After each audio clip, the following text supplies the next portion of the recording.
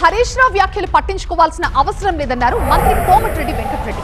ప్రతిపక్ష నేత కేసీఆర్ అసెంబ్లీకి వస్తే నదీ జలాలు సహా అన్ని అంశాలపైన చర్చిస్తామంటున్నారు. గోదావరి నీటిని రాయలసీమకు ఇస్తామన్నది కేసీఆర్ కాదా అని ప్రశ్నించారు ఆయన. చాలాసార్లు చర్చించిన అసెంబ్లీలో ప్రతిపక్ష నాయకుడు వస్తే మాట్లాడతాం. ఈయన ఏంది డిప్యూటీ ఫ్లోర్ లీడరా? ఫ్లోర్ లీడర్ వస్తలేడు. డిప్యూటీ ఫ్లోర్ లీడర్ అని తెచ్చుకోను వస్తే మా అసెంబ్లీ పెట్టిస్తారు. రేపే నేను ఫ్లోర్ లీడర్ వస్తే ఏ సబ్జెక్ట్కైనా చర్చించుద్దాం. ఫీజు రియంబర్స్మెంట్ గోల్ పెట్టుకోని ఇవాళ ఎస్సీ ఎస్టీ మేము సబ్ ప్లాన్ ఫండ్స్ ఇచ్చి ఊళ్ళో పనులు వస్తుంది. ఆయన ఎస్సీ ఎస్టీ సబ్ ప్లానే మర్చిపోయాడు. ఎస్సీ ఎస్టీల గురించి మర్చిపోయాడు.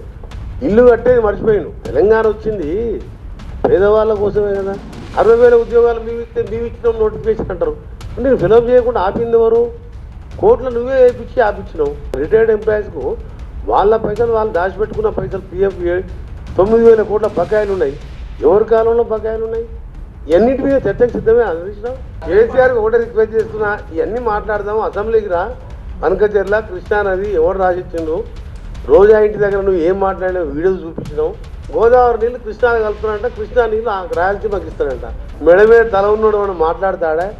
ఇది తీసుకుపోయి సాగర్ నింపుతాడంట. సాగర్ నీళ్ళు ఆంధ్ర రాయలసీమకి ఇస్తారంటే అంటే గింజనే తెలంగాణ తెచ్చుకుంది.